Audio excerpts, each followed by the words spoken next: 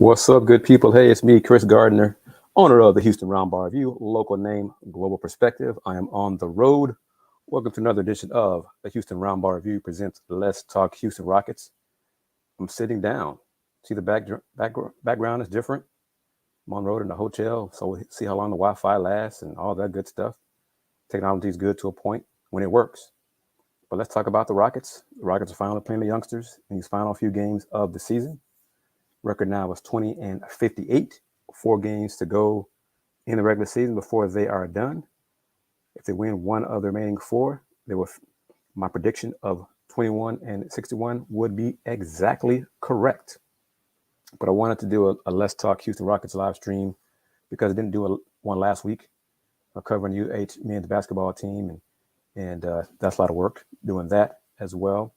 But I want to get one in before the men's semifinals of the Final Four happens. First game up, KU and Villanova, 5:09 on TBS, followed after that by a fairly big game, rivalry game, matchup, Duke and North Carolina. Get a chance to see Paolo Banchero at least one more time, before he goes pro. But I want to get your guys' thoughts on Jalen Green's performances these last few games, 30-plus points in 3 straight games, career high 33 points Friday night against the Sacramento Kings. The Rockets lost the game, but that's not really, as Scoot said Wednesday after the loss to the Kings, it's all about development. This season is about development. Kevin Porter Jr. had 27 and 11 last night. 1 turnover. Jalen Green, no turnovers. So the guys are playing better.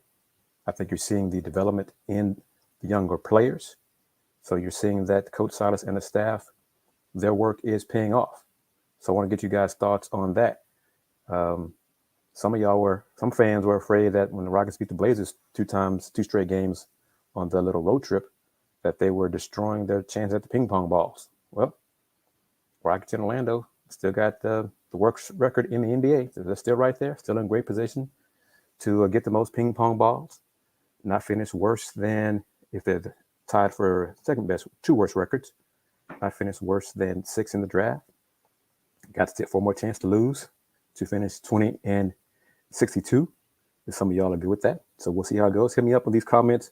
We're going to be quick about it because, like I said, I'm not going to interrupt y'all's viewing of the men's Final Four semifinal to start in about an hour and some change. So thank you very much. Alaluna, thank you. Agreed. I'm going to put it up there because I've been saying it for a while now. Bruno Fernando getting some minutes, and he's producing. He did well last night. His free throw shooting could be better, but he gives the Rockets some size up front, some physicality up front, and that's one of the things they lack. So 6'9", 240.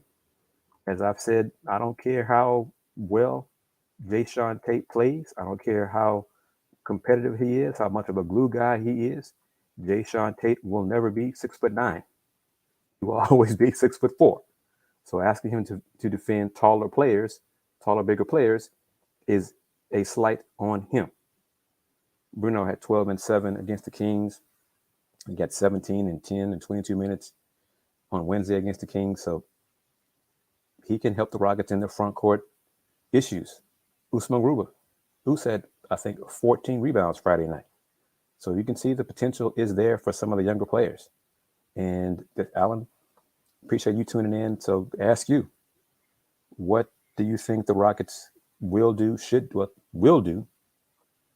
as opposed to should do with Christian Wood for next season? So get you guys tuning in on the YouTube channel as well as on Facebook on my personal page, and also on the Houston Roundball Review Facebook page. I don't call it Meta yet, so it's still Facebook to me. So that company can make me say Meta if they pay me to say it. But it's all about dollars and cents. But just curious to see, Alan, what you think the team should do, the Rockets should do with Christian Wood going forward. Should they keep him? He put up good numbers. Then he basically been shut down for the season, as I think you've seen Orlando, Detroit, the Rockets shut down their veteran players to give the youngsters more minutes to see what they can do, and probably on the back end improve the chances of losing. So, but Alan, you think the Rockets will keep C. Wood long term? Yeah, I believe you're right. I think that Coach Stephen Silas, the relationship that he and Christian have goes back years, and I think Coach Silas believes in Christian's continued improvement and long-term potential to help the Rockets in the future. I don't share that belief. He is right now their best front court player right now, but I think he's just still too inconsistent. It probably would help the Rockets. It probably would help Christian if the Rockets would stick with having Christian play and defend the fours rather than the fives because he cannot do it. He just is not physically capable of doing that. So that's my I've said it all season on these Rocket shows that the Rockets are doing a disservice to Christian Wood trying to have him defend bigger players. You just can't do it. Just can't do it. It's just not in his makeup. And put this up there. I think I'm being consistent. I think the Rockets should trade Christian Wood for assets. So I don't believe they're going to do it. And even if it would be a great offer, a great, blockbuster type deal from a team, I don't think they're going to do it. Solo D'Lo, what's up? Jalen Green has been rolling. I'm gonna just pull up the stats that the Rockets PR staff put out there for Jay Green the last few games. Let me see if I can pull it up here. Let's see. Jalen Green had, of course, a career high 33 points last night. Third straight game of 30 or more points, joining the Big E, Elvin Hayes, who had 2 4-game streaks and 2 3-game streaks as the only Rockets rookies to have scored 30 or more in 3 straight games. Jalen joins Kobe White and Trae Young as the only rookies to have scored 30 or more points in 3 straight games since AI did it in 6 straight during his rookie season. Jalen did not have a turnover Friday night and has scored a total of 143 points with only 5 turnovers over the last 5 games. The last rookie to have put up those kind of numbers, some of y'all don't know this dude, was Jay Vincent with 169 points and just 4 turnovers for the Dallas Mavericks back in 1982. I was not quite February 82. I was 9 years old, not yet 10. So that's how long ago that was. Jalen hit 6 threes Friday night. He has hit 5 or more threes in each of the past 5 games, including 6 in each of the past 4 games. No rookie had a streak of 5 or more threes longer than 3 games prior to his streak. His 5-game streak of hitting 5+ threes is tied for the 8th longest in the history of the NBA, while his 4-game streak of hitting 6 or more threes is tied for the 5th longest. He has the 5th most threes made, 145 through the first 63 games played of an NBA career. So yes, he is rolling, and that's part of the development that I'm talking about. Do I think the Rockets would try to keep Bruno Allen? I hope so. I'm beginning to wonder, though, because prior to these last few games, he didn't play. And the only reason when he had the double-double prior to this a few weeks ago was due to injury, I think. And now these last couple of games, he's getting minutes because they basically shut down Al P and the vets. So he's getting minutes by default. So it makes me wonder. But I think they should keep Bruno. They should keep him. I mean, what is wrong with a younger player, only 23 years old, who's big body, who likes to bang down low, which some of the Rockets don't like doing, which so he meets a need. That's my take on that. So I don't believe they're going to. And Bruno might get a better offer from another team, which might make more sense for him minutes-wise and financially. So we'll see what they do with him. But no, I don't think they're going to keep him. That's a good feeling right now, April 2nd. But I think they should, without a doubt. But notice, thoughts on it, Solo, D'Lo, Allen, folks tuning in, thank you on the short notice here on this Let's Talk Houston Rockets. Talking some Rockets before we get the Nova KU game starting in about an hour from now. What are your thoughts on the job Kevin Porter Jr. has done lately? He's had double-digit assists, and he's cut down on turnovers. Are those performances enough to convince you he is a long-term answer at point guard for the Rockets? Or do y'all want the Rockets to move on to a true point guard? Which I think it's kind of, an obsolete term, but whatever. What are the chances of the Nets the pick falling into the top 10? Well, that's a good question because where are they right now? Because I think they need to win tomorrow. Or they're playing the Hawks the next game, so they're kind of teetering. So I don't know about in the top 10. I still think it's going to be in the teens, so it's still going to be a good pick for the Rockets. And mock draft, two different sources, outlets, had two different viewpoints for the Rockets. So I just wonder your thoughts on taking Tennessee point guard Kenny Chandler with the 15th, 16th pick for the ESPN, their mock draft. And that pick was one spot ahead of Mark Williams, where Sam Vecini has Mark Williams now going, I think, 12. So ahead of the Rockets even getting a chance to pick him. So Mark Williams has apparently risen up the draft boards. I find it kind of interesting that Jabari Smith is back, I guess, as consensus top pick in the draft, which I've maintained for like 2 months now. I thought he was a top pick of the draft. So that's just me, but I think some more people are coming around that thought process because I think some teams still have concerns about Chet Holmgren's physicality. He's so thin, he's so frail. Will he be able to get bigger and maintain it? Because I think his skill set's there, but he got pushed around too much for me in my taste in the tournament. That's in college basketball. So what's he going to do against NBA players if he's never able to get bigger and keep those pounds on without impacting his health and his feet and his knees? So I think that's going to be a concern that some teams aren't bothered with that, and some teams still are. The Sleep Art 11 _ doesn't mind Scoot playing him game when Şengün's in. Şengün's the second playmaker. I think, it's still a question, and there's kudos to my man Kelly Iko. He had his Rockets mailbag for The Athletic a few days ago, and most of the topics we've discussed here on these Let's Talk Houston Rockets live streams. So I'm not sure if the same fans tuning in who sent Eco questions or who participate in these shows, but Rocket fans are smart. They know basketball. They have questions. They want to send Goat. How are you doing? Do you Solo Dilo wouldn't mind Rockets drafting Paolo? Tell me why. Paolo's this tournament he's played well and he's finally performed like he's the best player in the tournament, like he's the best player in the country. He's not deferring to his teammates too much, like he had done down the stretch of conference play. And his defense has gotten better. It still needs to improve a great deal. His help side defense, all that communication on defense. I think one big reason why Duke is still playing is because they're talking more on defense.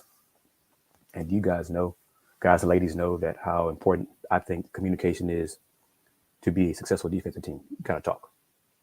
Gotta be able to talk. Gotta know where your teammates are at all times. Gotta talk. You cannot be quiet on defense. You cannot be quiet and be a good defensive team. That's just my opinion on that. Big John, I agree with this. I think Jabari Smith is the safest option. I still believe he probably has a little bit higher ceiling than Paolo Banchero. A little bit. We're splitting hairs there. But this is a new name. Is that Falou? As in Falou T? If I mispronounced that, my apologies. I see a name similar to that. Remind me of a young man who used to play at Waltrip on Waltrip One State, Antonio Falou. He spelled it a little differently, but he was something else in high school. He was something else in high school. But I'm kind of curious if Dennis would stay with the Rockets. I think he'd be a good fit. Youngsters do like him. He's had an impact on them. They listen to what he says, as Ryan Hollins has backed up. But I wonder if Dennis will get better offer from a playoff championship contending team, and if he would take that offer as opposed to staying with the Rockets as they build to the playoffs. And we can talk about that, what we think the chances are. I think the chances are next year the Rockets should be playing level. 9-10 in the West, they should be battling for that. That'll be a sign of progress for next season. And then after that, playoffs, not just playing, playoffs. They're still not where they are talent-wise. Keep adding assets, keep improving the talent. And 2 years from now, ready to rock and roll. So you're consistent with this. I appreciate your consistency regarding KJ Martin starting. I'm not, makes sense to me. But let me ask you, if you want KJ to start, what if that means? Tell me what that means if the Rockets draft Paolo or Jabari Smith. You're locking in KJ after 3, regardless. In your scenario with KJ after 3, is Christian Wood still on the team? So would it be Al P, C Wood, and the KJ Martin in the front court, starting front court? Or would it be, give me your starting front court next year with KJ starting up front? Let me know who you have in starting front court with the Rockets next year with KJ as a starter. So I'm kind of curious, get your thoughts on that. So Rockets, the talent is there. The pieces are there. The experience is not yet there. They still have defensive lapses, as the Kings showed last night, and coming back for 19 down. So you want KJ at the 3 with no Christian Wood. Okay, that's cool. And I'm consistent. I don't want Christian Wood on the Rockets team, but it's not a slight on Christian Wood, on his skill set, or anything like that. I just don't believe it's not going to matter, because I think the Rockets are going to keep him, but I just don't believe he's a long-term fit for the Rockets and what they want to accomplish in the not too distant future. The Kings made 5 of 7 threes in the fourth quarter last night after going 7 for 21 in the first 3 quarters. So Friday night's game was the second time the Rockets' last 13 games had allowed an opponent to shoot 40% or better from 3-point range. So defense kind of took a step back last night. And the Kings took advantage of the Kings' younger players. So it's kind of cool to see in the last handful of games, a lot of teams going with the youngsters, going with their rookies, second-year players, guys from G League, to get a look at them and see if these players are part of next year's squad throughout the NBA. Detroit's doing it. Orlando's doing it. OKC's been doing it for a while. Portland's been doing it a lot. Rockets are doing it finally. So kind of getting a good gauge of the talent teams have in reserve and what these guys could do going forward for next season. And I think you could see it, especially if you notice it in the Rockets postgame shows, specifically get a closer up look at him. You can see Jalen Green, he is starting to fill out a little bit more. His arms are getting bigger, more muscular. And he knows he still has to get bigger, get stronger. So this offseason, he'll continue to do that, get stronger, add to his game. Strength is part of it. He's getting better. A sleep art, put this up there for everybody to see. Whether KJ Martin or Tate at the 3, I agree. It's just the Rockets need to be taller and bigger at the 4 and the 5. They just need to. This short ball, you can get taller players who can do similar things that Jason Tate does, and stop asking him to bang with dudes that are 6'9", 6'10", 7 feet. You're taking away. You're asking too much from him to do that too often at the 4 spot.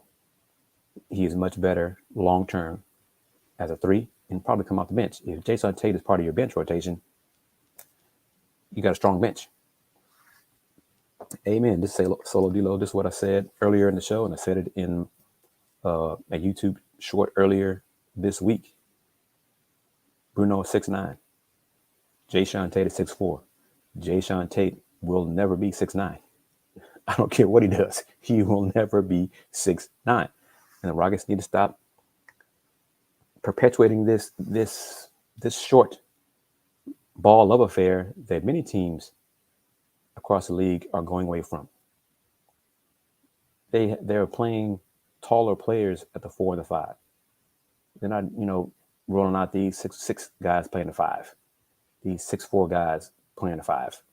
Rockets just seem to be one of the few teams that are still married to that philosophy. If you see Usman Garuba, at least if you're going to play the 5, small, quote unquote, small ball 5, have a center at who's 6'8", okay, 6'8", 6'9", but not 6'4", not 6'5". Come on, people. Come on, Rockets. This is not that difficult. But this is a team that they made, how this roster was constructed. So this is where they are. You see why they have problems against teams with bigger players. And that's been one of the issues throughout this whole season. I mean, goodness gracious, how many opposing teams' 5s have had career highs against the Rockets this year? Too many. And that's an issue. Amian Jones, King's big man. 17 points, 17 rebounds, 6 blocks last night against the Rockets. He was the first Kings player to do that, put up those numbers, 17, 17, and 6, since DeMarcus Cousins. DeMarcus Cousins did that April 1st, ironically, 2015. So Boogie Cousins lit up the Rockets earlier this season in a Denver uniform. Now Damian Jones lighting up the Rockets as a King. It's just they need to get away from this short ball stuff. They just need to. They need to do it, and this point is what they keep clinging to. The Warriors made it work. Rockets weren't the Warriors. They were not the Warriors, and even with that, the Warriors had KD. KD 7 feet tall. Okay, so even in theory, then it wasn't small ball; it was skinny ball. Kevin Durant 6'11", 7 feet. That's not the same thing as relying on Jason Tate to get things done against people 7 feet tall. It's just not the same thing. And it right there, Big John, right on point, right on cue. Agreed. The Warriors had KD. The Rockets ain't got KD on this squad. Stop acting like they do. And Rafael, Daryl Morey is not here anymore. You don't have to keep thinking like Daryl Morey. Daryl Morey got his own issues in Philly, trying to figure things out with James Harden and Joel Embiid and lack of depth. So, Rafael, you can go away from short ball. It's okay. It's good to get taller players who have skills. It's good. And it does work. You should try it. Keep pushing that envelope rather than sticking with these 6'4", 6'5" guys at the 4 and the 5. It just get away from it. So, but yeah, point guard wise, Tennessee point guard, the ESPN crew, Jonathan Gavoni, Mike Smith said that 6'1" point guard, Kenny Chandler in their mock draft for this week. Your thoughts on that? Only issue with that take was they had the Rockets picking him instead of Mark Williams, who they had gone one spot after that. And I was like, I would hope Rockets would not pick a point guard if Mark Williams is still on the board. Because that's just perpetuating what we're talking about, short ball, So I hope they don't do that. But James Harden, I think he had a good day today in their afternoon win, but I know he did not have a good game against Detroit on Thursday. I think he was 4 for 15 from the floor, maybe 2 for 15, whatever it was. He went to line a few times, but Detroit's guards got in him, and James looked slow. He couldn't get a shot off on switches against Isaiah Stewart. So, yep, Father Hill's undefeated. And James may have to adjust his game as his career winds down. And then it's going to be on to Philly to see how much they want to pay him and for how long. Because he's not going to get any younger. And he's not going to get any faster. Once Father Time catches up to you, your game got to change. Because if you don't, it's going to look real ugly for Philly. But that's James' issue. That's Philly's issue. And this too. I'm not even talking about his Father Time catching up to James. James can't be petulant. If he can pout and doesn't get his way, and he's not the greatest teammate when things don't go his way. So we'll see how long that honeymoon phase last in Philadelphia with the Sixers, and Joel Embiid and James and Daryl Morey and Doc Rivers. Here's a name I haven't seen. Welcome to this name. This was this Blizzard Man? That's cool. Oh, definitely. LP is like Joker, no question. LP says Joker is his idol, basketball idol. So he looks up to him, tries to pattern his game after Joker. And heck, LP may have a little bit more athleticism than Joker. But the passing is there, the vision is there.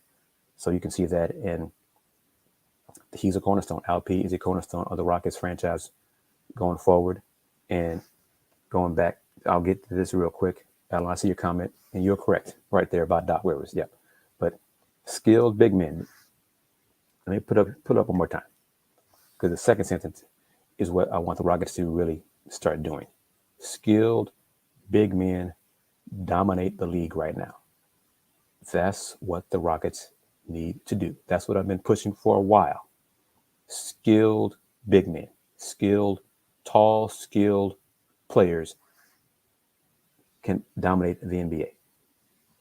That has not changed. Teams went away from it for a little while, but that has not changed. And put this comment up here right now.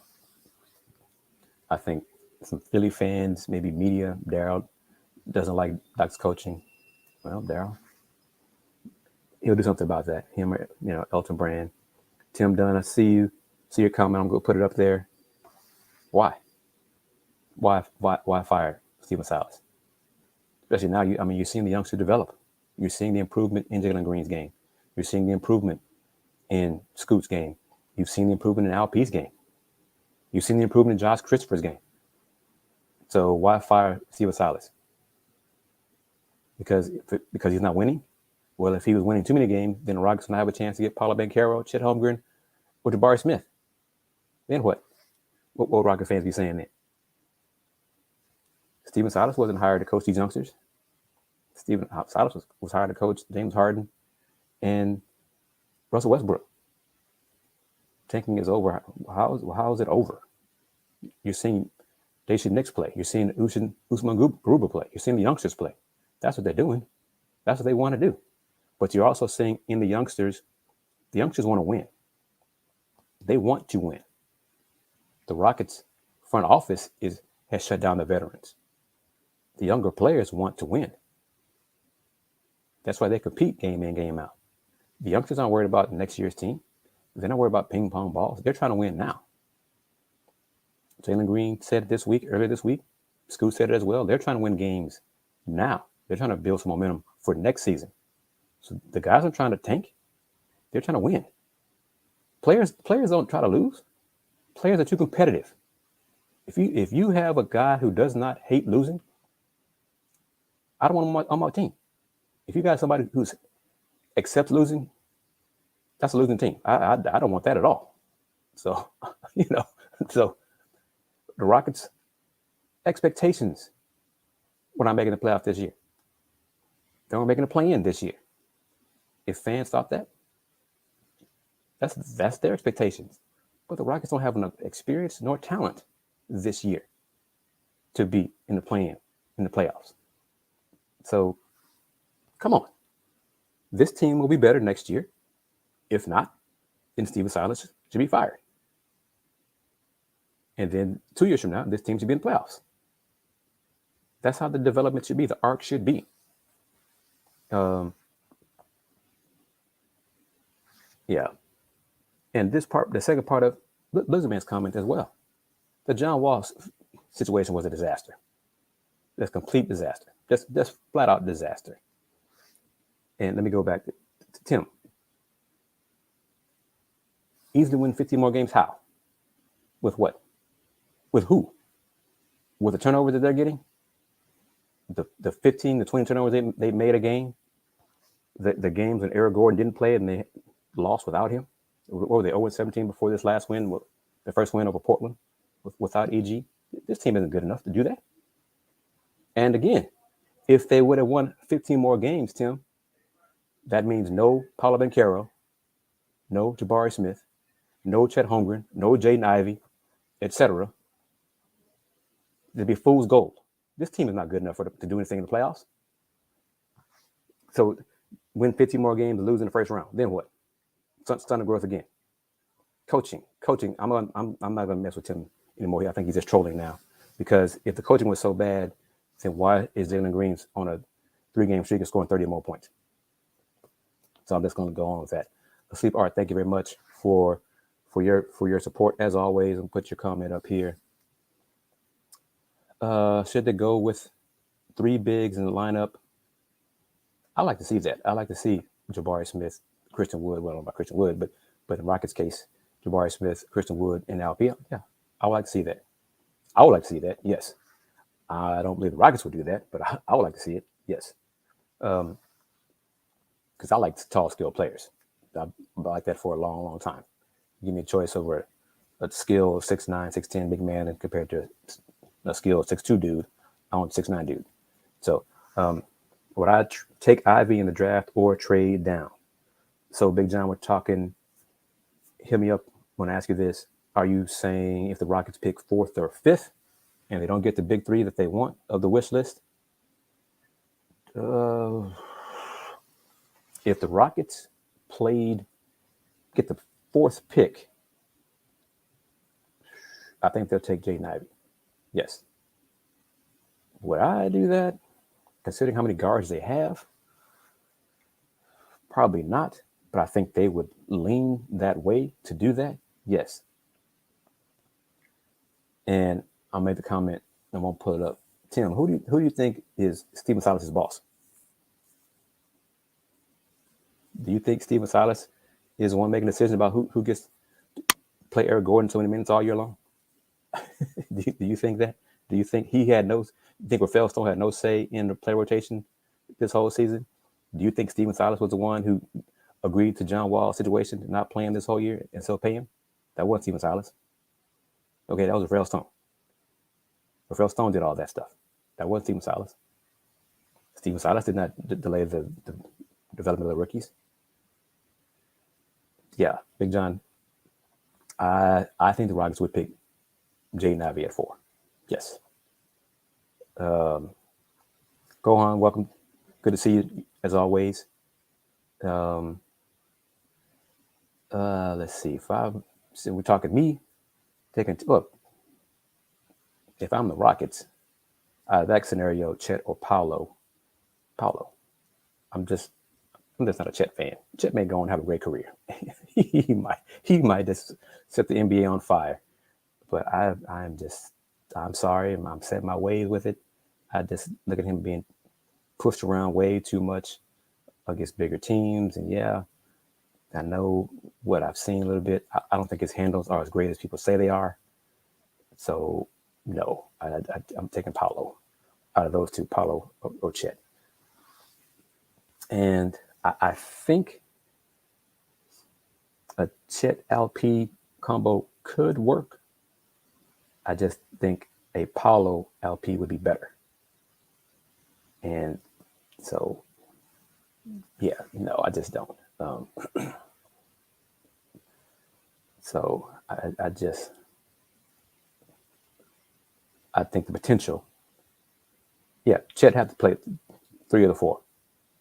Yeah, he needs more physical guys up front to help him because he can't defend bigger dudes. He just can't. His body can't do it. You know, I think Sandoval put it up there. Previous shows that Chet is better than Christian Wood. You know, frame wise, they're similar. You know, they're just. I don't think they're going to be built to defend bigger players. So he needs someone bigger and stronger at the 5 to take that load and burden off of him. So, you know, I think the question about LP, I don't believe the injury is serious. I'm not sure if they really want him to play. If it's not serious, he may play one of these last 4 games, but why? His future is set as a cornerstone for the franchise. So it's not needed for him to play these last 4 games, and plus he gives minutes to Usman Garuba and Bruno Fernando. So I don't think it's, you know, it would not surprise me if LP does not play these last 4 games. So, Alan, let's see. Let me see. Got the question coming in hot and heavy. This is great. Thank you very much. And thank you for the word of mouth for letting folks know we're on earlier than usual. What I think, well, Jaden's not a true point guard. He's not that. And learning how to be an NBA point guard on the fly is tough to do. But one of Jaden's issues is he just seems to lose interest off the ball. He just seems to float around when he doesn't have the ball in his hands. Well, that's a problem. He's got to figure that out. He's got to learn how to be productive without the ball in his hands. So I think the Rockets just try to figure out a way, and he'd probably spend more time in the G League for development purposes. But yeah, they will probably try to make him a point guard. We're looking at what the Rockets are doing with Daishen Nix. Daishen Nix is a point guard, which has allowed Josh Christopher to play more off the ball. And you're seeing Jacob shine lately. He's really done a great job off the ball, attack the basket and finishing at the rim. Bruno, his name I hadn't seen in a while. Good to see you, Ulam. Or Ulim, thank you. I love Bruno. I love the fact that the Rockets are giving him, he's getting some minutes, finally. He is a productive big man that they need. He gives them something that they lack on this team. Physicality up front. And that's what they lack. He is something at 6'9", 240 that they don't have enough of. I would like to believe they would keep him, bring him back next season. I'm not convinced they would, though, because they still seem to be set in this small, short ball, slim dude, mantra, which I can't stand. But so, and Alex Mid, yes. Big John, I'll put it up here about Chet in the gym and needing to eat more. I'm not sure Chet just can get big. I think his dad is slim, is a slender fella. I'm not sure, if it's in his makeup that he's going to get bigger. So that's a question that I have. Some dudes aren't. I mean, Kevin Durant's been slim his whole NBA career, but Chet is not Kevin Durant. So, and right here, get back to Jae'Sean Tate. Jae'Sean is too small. I'm gonna say it again. I said a lot during this show. Jae'Sean Tate will be 6'4". He is never going to be 6'8". He's never going to be 6'9". Stop asking him to defend dudes that he can't. He's just not a good matchup with physically. So,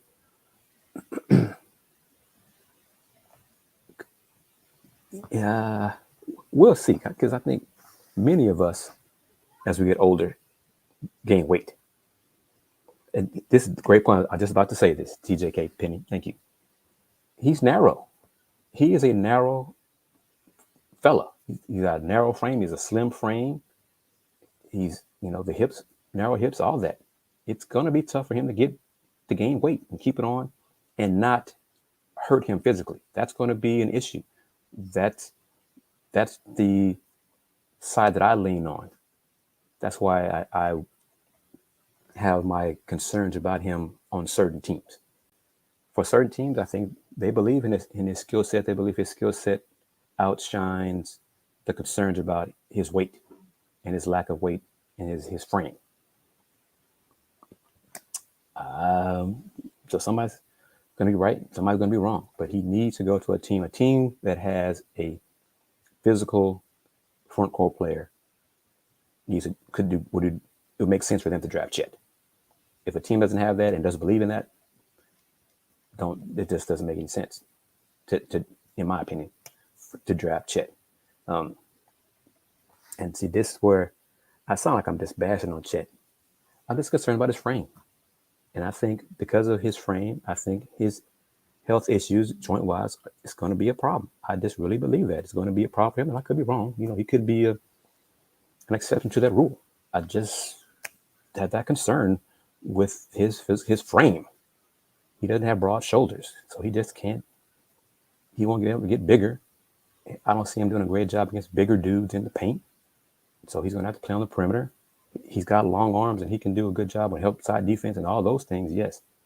But asking him to defend down low physically would take a toll on him.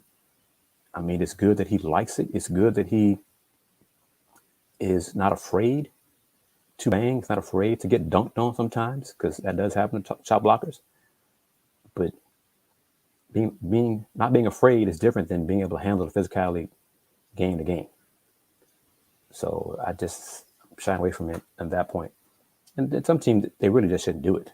Shouldn't have him try to defend bigger dudes, because he can't do it physically long term. He just can't. You know, he can protect the rim in college. It's college. College is not the NBA.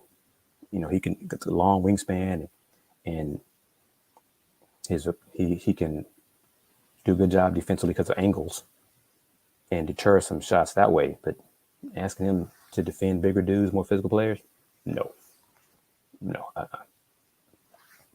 And okay, I'm going to pull this up. I don't,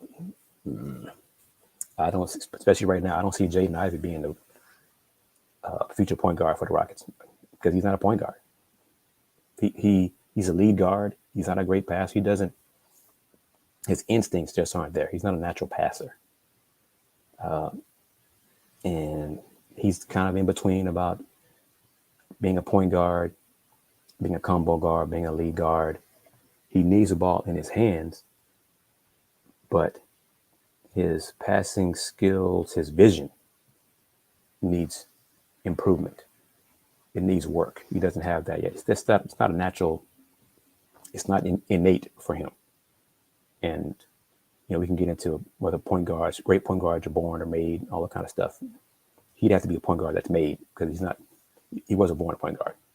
You know, I think his mom was born a point guard. Ivey was born a point guard. Jaden was not.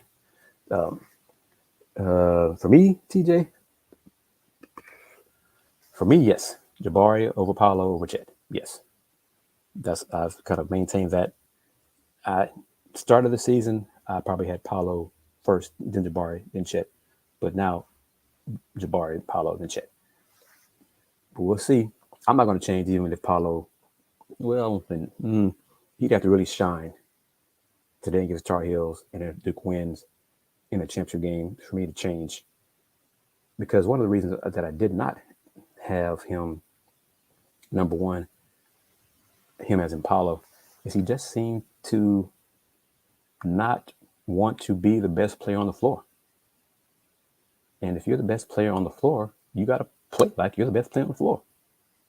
You know, you got to tell your teammates, hey, give me the ball. I'm still going to pass. If you're open, I'm going to make the right play, but give me the ball. We're going to win this game, and I'm the best way for us to get that done. It's offensive, that's one thing. Defensively is another. He just took too many naps on defense down the stretch. You know, I'm curious to see how Duke defends Carolina's middle screens, because the game at Duke, they were just a turnstile. Tar Heels, RJ Davis just took strolls to the hoop. It was embarrassing how bad Duke's defense was that game, but it was great. It was a testament to how great North Carolina's offense worked, and kudos to Hubert Davis and the staff. They just kept calling the same play over and over again. Duke didn't make adjustments. He was like, okay, same thing. AJ Griffin or Ben, probably Ben, because I'm still have issues about AJ's health long term. I would pick Ben right now instead of AJ Griffin.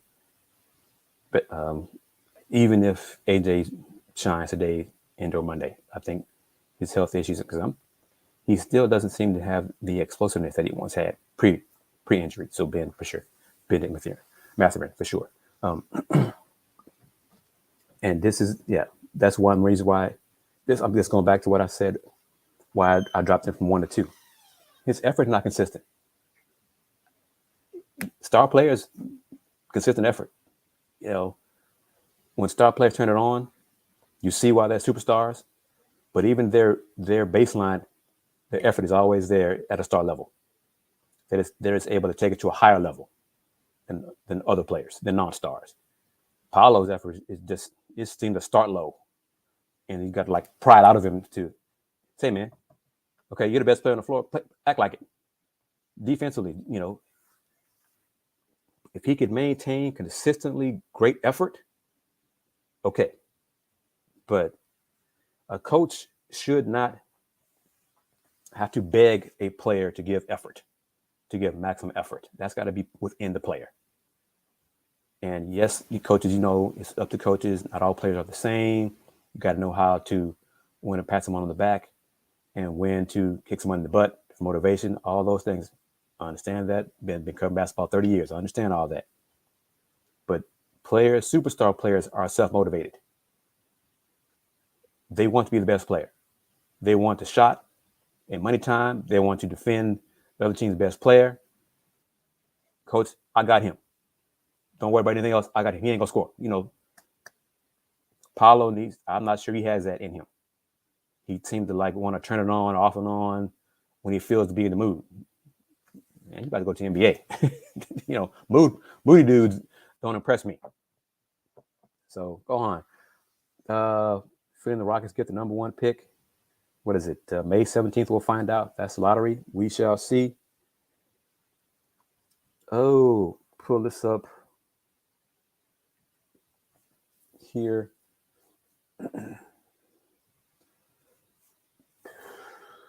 Probably rim protector. I'll go with rim protector right now. If the rim protector is Mark Williams. Because Alec Kessler, he did not end the season well. And that kind of concerns me. I don't know if it was an injury or something like that. But even finishing around the rim, he seemed to have problems. Alec seemed to Walker Kessler. I'm sorry, I'm talking about his uncle. Ooh, Walker Kessler. It's just like, I don't know, he could have had a rough patch. But rim protector, I think the Rockets still need a rim protector. But yes. Mid-range jumper, yes. Mark Williams, he's played better. I like Walker Kessler. I just didn't like how he finished the season. So he just didn't finish the season. Maybe he can get back to his early conference and early non-conference performances, because there was a point in the season he was the best big man defensively in college basketball, and then it kind of fell off there toward the end. And maybe that's because of an injury. I don't know. We'll find out about that. Christian Koloko from Zona, I think he's got to get stronger in his base. I didn't like how he got pushed around last 2 games against TCU and Houston. Your big man getting pushed around in college. What you going to do in the NBA? So, because you're going against grown men all the time in the NBA. At some point, you should get stronger and put on more weight in the NBA. But your first couple of years, you don't learn the hard way. These grown men are going to take it to you if you're not physically capable of matching up to it, holding up. So we're going to have fun once the season ends. We'll get more into talking the draft and draft prospects, and once everything is nailed down, or we know where that second pick is going to be for the Rockets. Nominee peak. Let's talk about that. I'm going to put this up. Because let's see. Evan Mobley, Cade, Scotty Barnes have 3 of the spots on the all-rookie first team. Then Giddey, Wagner, Jalen. Of those 3, 2 of those 3 make the first team? Or will Jalen be put on second team? I think LP is going to be on second team for sure. But I'm kind of curious. I wonder if Jalen's end of the season performances will get him on the first team. He will be on. He should be on rookie teams, second team at minimum. But I wonder how the voters will see that. If they'll see his January, February pre-All-Star struggles and remember that more than they remember how he shined these last month or so. So I'm kind of curious about that. Chenzo, what's up, man? I haven't heard much about how Marvin Bagley's hip was. I don't think he played Friday, but He got fouled by Joel Embiid Thursday, took a hard fall, and I'm not sure uh, how the injuries responded since Thursday. But Jamon, thank you for your comment and tuning in.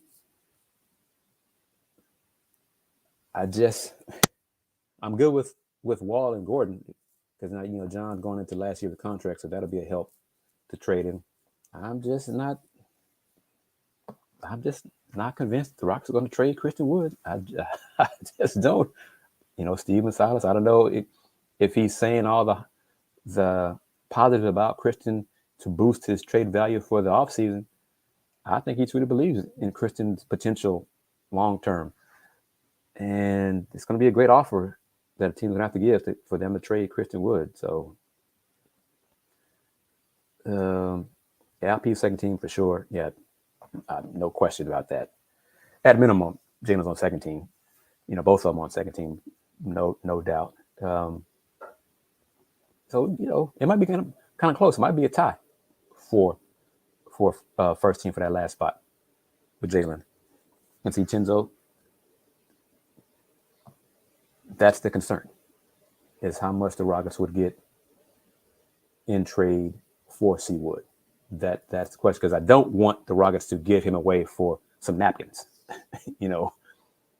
or a bag of rocks. So nothing like that. So they got to get something for him. So I don't believe it's going to happen. I think they really believe in him. They believe in him long term. They believe in his skill set. They believe that they can, to get Christian to be a better defensive player consistently. Okay. I don't. But, Hot Man, that's a new name. Thank you very much for the comment. And yeah, I'm with you. I don't believe it's going to happen. So, and because I don't believe it's going to happen, we're with this comment for mid-range jumper. I think this is where we are. This Christian is a power forward. Alp is going to start at the 5, C-Wood at the 4, and that's not bad for the Rockets. I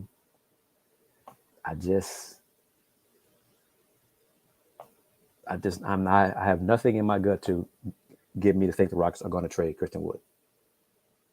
Now, that may change during this offseason, these next few months, but right now, I just don't see it. I don't. This is a great question. Great question. Do I think the recent decent play from the youngsters and the team as a whole is product of the veterans not playing or just bad opponents? I thought about this last night while watching the game. I think it's both. I think playing the Kings, well, it's also, playing against other youngsters. That helps. So, but I just want the Rockets. I'm glad they're finally playing the youngsters, getting them minutes, consistent minutes, to see what they can do, to see if they can help for next year's team, to see if they can get assets in return for them if they want to go that route too. But if the Rockets, that's the question right there. If the Rockets win the draft, or let's just say they end up getting Jabari Smith, what will they do with Christian Wood? Why not go big?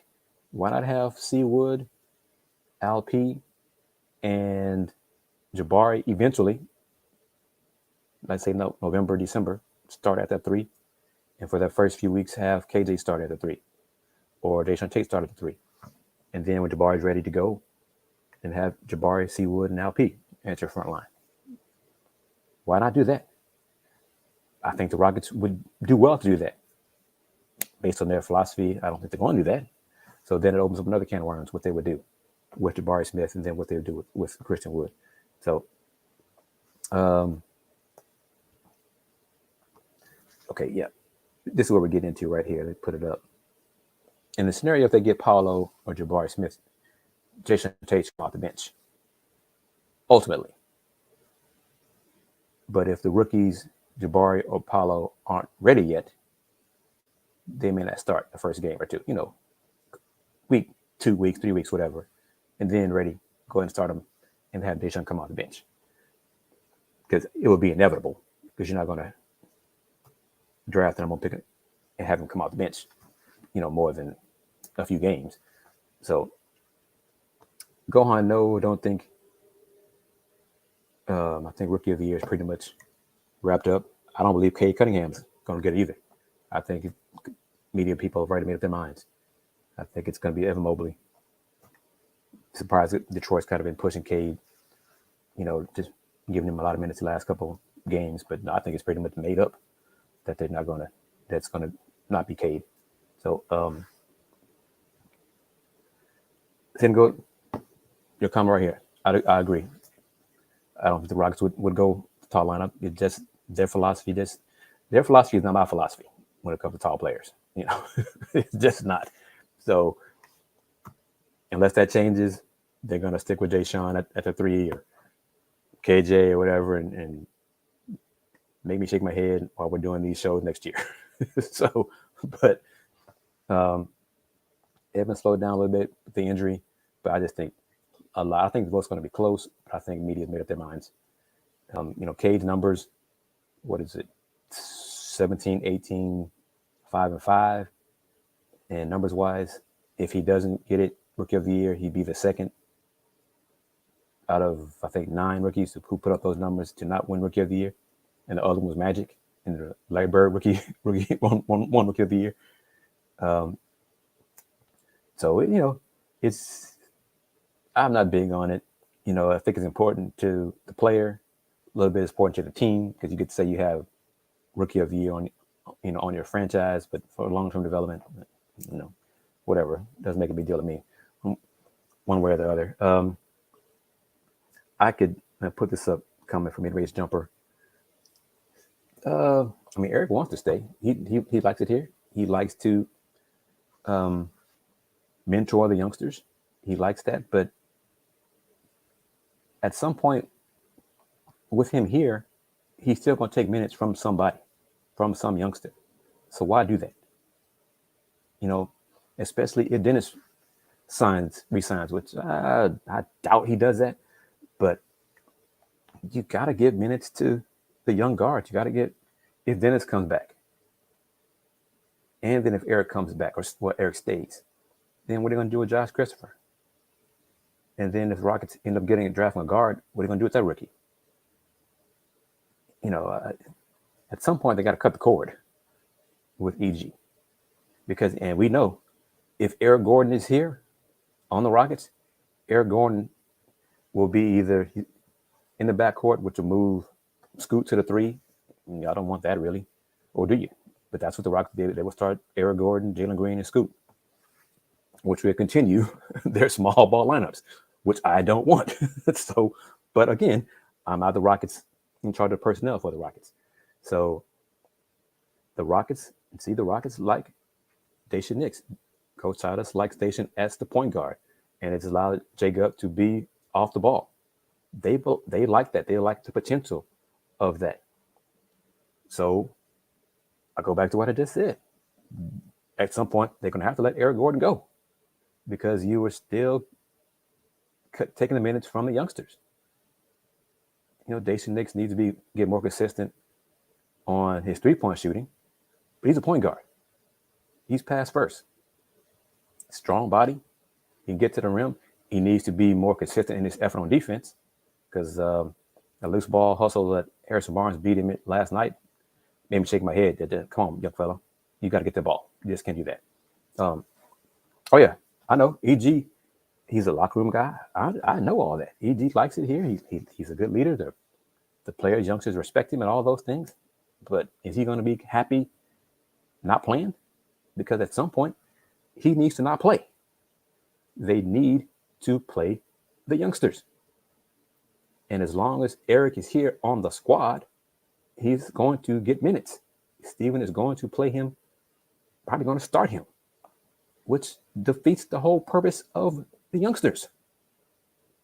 So that's my take on that. That's my thought process with that, with Eric Gordon. So as long as Eric's here, he's going to start. That's how it looks to me. And I'll put Solo's comment up. I agree with that mindset. Want Eric to contend for a ring, but it comes to this: what if Eric is now content? What if he's now like Vince Carter, is content with his role as being a leader, a locker room leader, and wants to see this Rockets team get back to the playoffs, and he helps them do that? What if he's content with that, and he doesn't want to be traded? He likes it here. He wants to stay here. I mean, I respect that. You know, he's not a ring chaser, but if he stays here, I don't want him to get a lot of minutes. He can still be a leader in the locker room and not play. I'd rather that. So the Rockets have questions to answer this offseason, starting with, we'll find out May 17th where they're going to pick in the draft, whether they win the lottery or not. And that's when we'll have some definitive answers going forward. We can start planning for the draft, and then we can really focus on, if the Rockets get the first pick in the draft, who they should take and who they will take. It's probably two different things, and go from there. But May 17th will be the fun. Real quick here, I'm about to wrap it up. Who y'all got tonight? Y'all gonna watch Final Four? Who y'all got? Y'all got Kansas in the first game. Who you got? I got KU in the first game. They're the last pick I have in my brackets. The three of them were in. I had Gonzaga on two of them because I thought this would be their year. That was a mistake, obviously. KU in the last one, so I'm picking KU to beat Nova. I think Justin Moore's absence is going to be those points they can't replace. And then Duke, Carolina. I think Duke should win because they got the more talented players. They play defense, they'll win. Who y'all got tonight? All right, Getaway Jumper got Kansas. So TJ, Duke, Wise Citizen, Bancaro. So yeah, I think KU Duke. Then Monday night, and boy, would it be something. I'm a Duke guy, so I don't want to pick.